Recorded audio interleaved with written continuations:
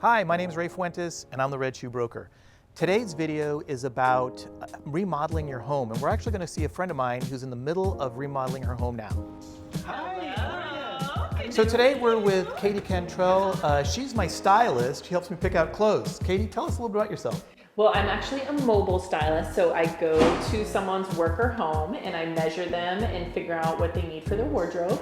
So busy guys like me because it's convenient, and guys who can't find clothes that fit, or guys who just want style advice. Today, Katie invited us into her home. She's in the middle of remodeling, as you can see, and we're just waiting for an appraiser, Ryan Lundquist, well known here in Sacramento. Now, Ryan, you have an online blog, and that's the Sacramento Appraisal blog. How long have you had that?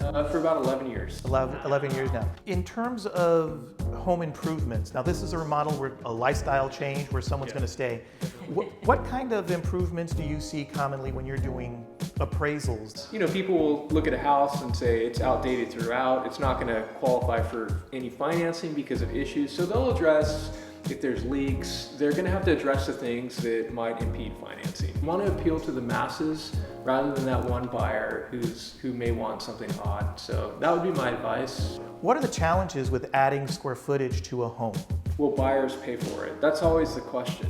You know, or if in a neighborhood you add so much, all of a sudden the house doesn't fit, then you know that can be a mistake. But if the person needs the space, they need the space, they should do it. But if they're looking at the resale market, you know, what are people paying for properties in the neighborhood? You know, let the highest sales sort of be the guide. Don't do anything more than those ones. Katie, tell us a little bit about what brought you to this neighborhood. How long ago did you buy this house? In fall of 2011. Fall of 2011. And what brought you here?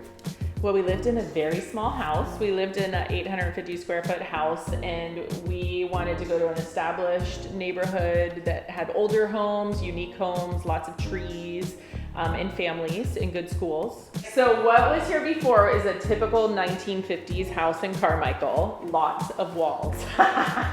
So it's a 3-bedroom, 3-bath, but when you would walk into our house, there was a galley kitchen, and then so there was a set of walls here and then a set of walls here. So ever since the day we bought this house, we had hoped and dreamed that we would do this remodel to take out all the walls. You know, the whole idea was the remodel. Yeah. You knew to start off with you wanted to do something because it was the community you wanted and the bones of the house were good, right? So tell us a little bit about the layout and how the family lifestyle was involved in the decision-making process and what to do. We spend time together. We're total homebodies. We cook dinner every single night at home. We're home all the time.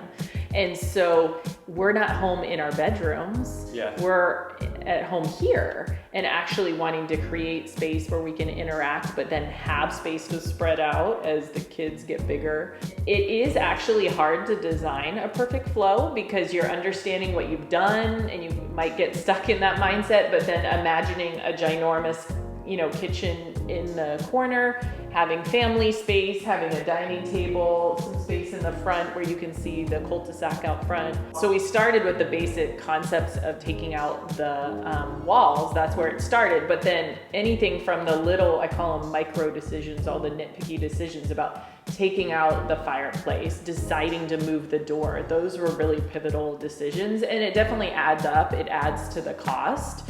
So that's hard, but we were ready for it. And so we're excited. The open concept isn't going to be found in other, 1950s homes. And so I think that a house can feel a lot bigger when it's proportionally more, modern or more relevant. I'd say more relevant. So when someone walks in and they can go, oh, maybe I don't need that extra bedroom, or I don't really need that 2,100 square foot house because this one flows so extremely well. And so I think it just underscores how powerful layout can be, and that buyers definitely pay attention to that. And it's not something that you see online per se. It's like you have to see the house in person. In person, absolutely. Like, oh, that's why this one sold for more.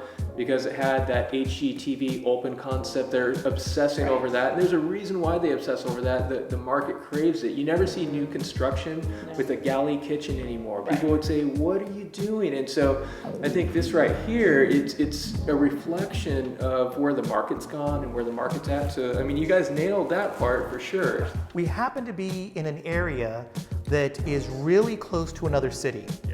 Very close. I mean, like a couple of blocks maybe, right? When evaluating home prices, how do the values or the improvements from that other city affect Katie and her home here? This entire area feeds into all the same schools, whether you're there or here. And so it's really the same market. And so, but it's important to sometimes you cross over and it's a different zip code, the market completely changes. Here I would be highly comfortable as an appraiser. I can pick and choose my comps because I think buyers are looking in those markets. But, you know, Beverly Hills versus, you know, Compton or whatever cities, like the zip code changes and it's a totally different market. So we got to be careful not to cherry pick high or low where buyers shopping, and they're clearly in both of these areas. Lifestyle really is, and I've been saying it for a long time, you know, real estate agents typically say, how many bedrooms do you need? How many bathrooms do you need? And then they went to, well, what schools are important to you and where do you work? How long do you want to commute? Which really led into the idea of lifestyle. You know, being in Sacramento, we have the trail near the river, the bike trail, walking trail. And is that important to you? You know, are those the kind of things you want to do? So it really is about lifestyle when you buy a home. People will give up square footage, I think. We met at a networking event that I host in Roseville. It's called Rockstar Connect. It's the second Tuesday of every month at 6 p.m. And now it is at McCormick and Schmick's in the Fountains. So if you're looking for information about the Sacramento area and insights into pricing, one of my favorite stories is about the Starbucks cups. You got to go there and check it out, right? And that's the Sacramento Appraisal blog. Is it .com? .com. Any last things? Okay, so we'll come back. When are you going to be done? 2 or 3 weeks, right? So about, right? 4 or 5. Yeah. We're going to come back a little bit later in about 3 weeks and take a look at what's happened to the house. And thank you so much for your time. Brian, thank you. I really appreciate it. Broker Ray out.